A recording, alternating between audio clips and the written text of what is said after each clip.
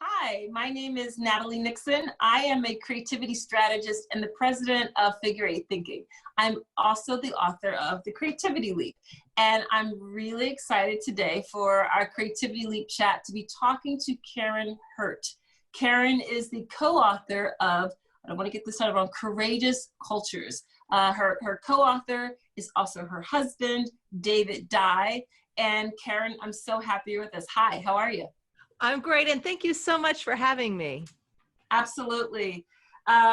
You know, you and I have books that are launching at the same time, and I don't know about you, but at the beginning of March, I had some trepidations, but it's actually turning out to really stretch me in some wonderful ways. How are you experiencing your book launch? You know, as a creativity person, they always say constraints are what create creativity. And I have been thinking that too, you know, not only launching the book, but pivoting our business. And so watching all the keynotes get wiped away and all those book sale opportunities.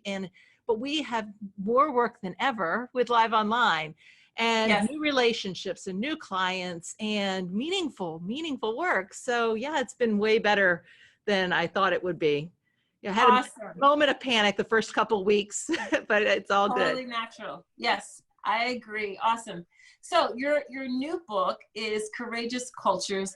Talk to me. I'm going to ask you to break down and unpack the title in a moment. But first, what was the seed of the idea? Why did you and David decide to write a book about courageous cultures? And it couldn't be more timely right now. You know, it's really interesting. For the last couple of years, we were finding a consistent pattern, and you're all about patterns, right? As we were working with our clients, and we would find that as we were working at the senior most levels of organizations, we would hear frustrated senior leaders saying things like, why am I the one who has to discover these best practices? Why don't people speak up and share their ideas? Why aren't people more creative? Why don't they solve problems on their own? And we would be working at the very same organizations doing training at the frontline level. And we would hear things like, nobody wants my ideas. The last time I spoke up, I got in trouble. You know, why bother? Nothing ever happens anyway. And we thought, are you working for the same company? So employees have ideas, leaders want to hear them, but somehow there was this frustrating disconnect. So we partnered with the University of North Colorado to do both the quantitative study and qualitative research to really dig into this phenomenon. So that's really what sparked it. And it's been a very interesting journey. And then as we were taking the research, then we began creating very practical tools that we would then begin using with our clients. And then we could see how those tools came applied and worked. And we experimented with which were working well and pulled all that together into our book. Cool. So what I found really interesting about the book is that you are interested in kind of bridging this gap, this disconnect that is so prevalent, as you said, in so many organizations. So culture, I was saying to you earlier, I feel like I need to make a t-shirt that says it's culture, silly, because it seems like that is the root of so many ills and challenges in organizations. So let's just start with, you know, that part of the title of your book, Courageous Cultures. How do you guys define culture? Well, our favorite definition of culture actually comes from Seth Godin, who I know you know, which is, you know, people like us do things like this. And so if you add the word courageous in front of culture, what is it that people like us do? And in a courageous culture, people like us speak up. They share ideas. The default is to contribute. It's a culture where silence isn't safe. The expectation is that you will speak up, and effort is everything. That seems a lot easier said than done. What's an example of an organization that exhibits this type of courageous culture that you found in your research? So Trader Joe's is a perfect example. So they have, you know, what we always talk about, this toggle between clarity. You need to be clear about what your culture is about. What is it that people like us do? And then you also need to show up curious and give people some leeway to bring forward their great ideas. And Trader Joe's has some really good clarity. Like, we are people focused, right? They let people have some, you know, you need to do what you need to do to serve the customer.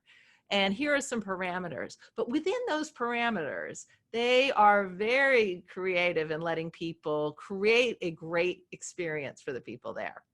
And one example was I was actually in a Trader Joe's, and there was an absolute blizzard that was coming in Maryland, and the lines were wrapping as they do, right, when people are in the panic, and everybody needed to get their, pot stickers and everything else that you get at Trader Joe's.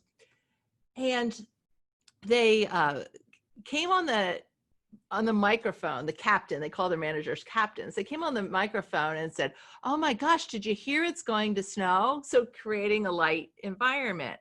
And they say, "How about this?" And then they proceeded to do like a contest. So count in every line. If you're number 7 in line, raise your hand. Okay, you're getting a free candy bar, right? So they just created like this whole game. Well, then I was in line 8 because I began noticing where I was, right? Because I wanted to win the next contest. Right. Line 8, the woman in front of me tried to play with her smartphone and it crashed the whole system. And I'm like, are you kidding me? Because if I have to go to the end of another one of these lines, I am going to be upset. So the captain gets on the microphone again and says, "Okay, raise your hand if you're in line 8. We have a problem in line 8. So here's the thing. Everyone in line 8 is going to get a free Trader Joe's item, whatever it is that you want. You can pick anything and our associate is going to go get it for you.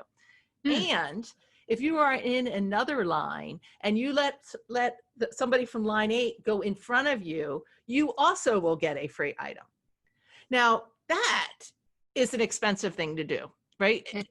It is, but how many years later, I'm still telling that story. Right. So I am now a raving fan of Trader Joe's. I happened to be at that, I wrote a blog post about it. They got so much free press because of that experience. Not many companies will have a culture where they empower their employees to do things like that. I love that example. It actually resonates and connects really well to the way I think about creativity as being exercised through the 3 I's of inquiry, improvisation, and intuition. And that right there is an example of Trader Joe's being a stellar model of being an improvisational organization. In my own work, the Ritz-Carlton is an example that I always bring up as empowering employees to be adaptive, emergent, thinking on their feet. What a great example. And you're right, if more organizations just let go of that kind of permission slip culture, we'll be talking about them for years and years and years. That's a great example. Thank you for that. Sure. I wanted to kind of wind down to seeing how you make sense of the wonder rigor principle that I talk about a lot. I define creativity as toggling between wonder and rigor to solve problems. Who for you, Karin, is a wonder mentor, living or dead, in your life or your work? Krista Tippett, who does the On Being podcast, she is full of wonder about the world, wonder about humanity, wonder about culture, wonder about racial dynamics, wonder about everything. But she does it, she's very, very curious. And she also is so gentle.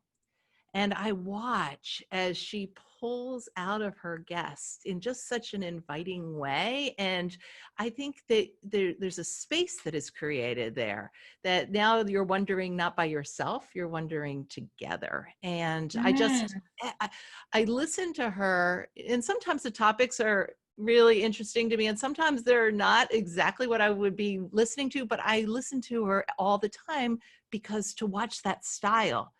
And I've been thinking about, it was funny, the other day I was being interviewed on a podcast and someone said, "You sounded just like Krista Tippett." I thought, all right, well, good, because I'm trying to pick up what she's putting down. That is a good compliment. So that's awesome. Yeah. I also love that podcast, On Being. You're right, the more we pay attention and figure out how to incorporate the habits, the traits, the better. I've been taking a master class with the great FBI negotiator, Chris Voss. And he talks so much about tone of voice and being aware of that and modulating. And that's a lot of what she's doing as well. Great wonder mentor. What about for you, a mentor for rigor? Yeah, so this has been interesting. And I would have to say that it is David Dye, my husband. Because what has really happened is we have merged our business together. If there's a wonder side of the equation, it's me. Yeah, so I'm the big picture. Oh, let's go creative. Let's go do this. Why not that? And he has helped me without stifling all that. Okay, yes. And we have to figure out how we're going to operationalize that. Yes. That's a good idea. And so are the last 26 ideas. We can't do them all this year. So Right. let's talk about that. But he does it in a way that doesn't shut it down. Like, I still feel like I can live in a room of possibility, but I'm laughing because he then puts it into the spreadsheet. And it's, if you can find, I think if the wonder people can find the rigor people and build teams together, if you don't have it all in your genes, that can, the good can rub off on both of you. That's wonderful. Sounds like a perfect business partnership and marriage. So great examples. My husband is definitely the rigor figurehead. And I even mentioned that in the acknowledgments for the forward in my book. He gives me plenty of days of wonder and rigor. So it's a real gift when you can work with someone who's that counterpoint for you. Karin, Right. Are there any final thoughts that you want to give us about your new book or about creativity? I would just say, sometimes people will read about the book and they'll say, that will never work here. My culture isn't that, and I am not the CEO. So what do I do? Can I still build a courageous culture if I'm a manager? And I would say, absolutely yes. You can begin where you are and say, the way people like us on my team are going to be is this. I'm going to pull out people's best ideas. I'm going to encourage best thinking, and then find the others, like-minded people in your organization, because they're there. And our book is full of examples where people did this as managers and then found one another and pulled things together. So I would say that. And then the final word I would say is, be the courageous leader that you want your boss to be. Mm-hmm. Nice. Well, Karin Hurt, co-author with David Dye of Courageous Cultures, thank you so much for being here today and sharing examples of your own creativity leaps and your story. Thank you. Absolutely. My pleasure. Thank you so much.